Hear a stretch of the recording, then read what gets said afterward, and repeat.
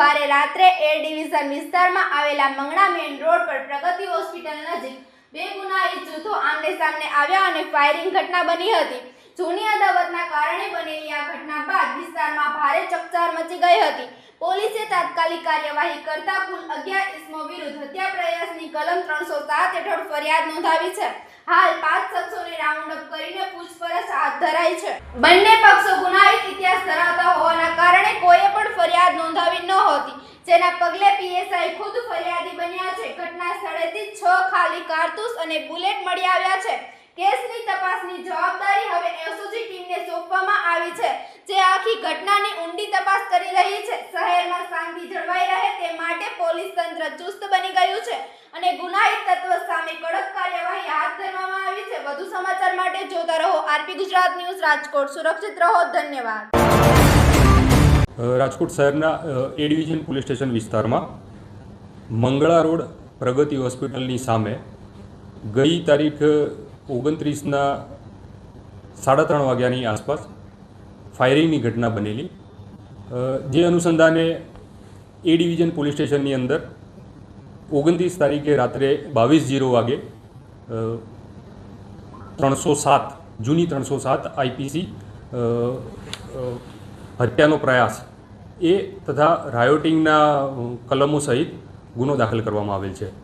આમાં કુલ 11 ઈસમો વિરુદ્ધ નામજોગ તથા તપાસમાં અન્ય જે નીકળે એ લોકો વિરુદ્ધ ગુનો નોંધવામાં આવેલ છે।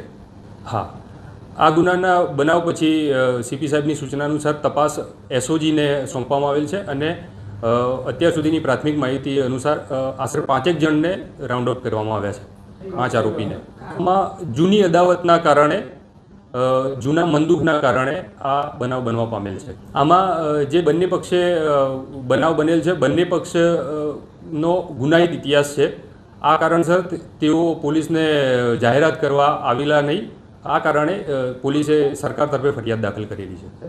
બનાવ સ્થળ પરથી 6 ખાલી કેસ રાઉન્ડ મળ્યા છે તપાસ દરમિયાન અને 1 બુલેટ મળેલી છે।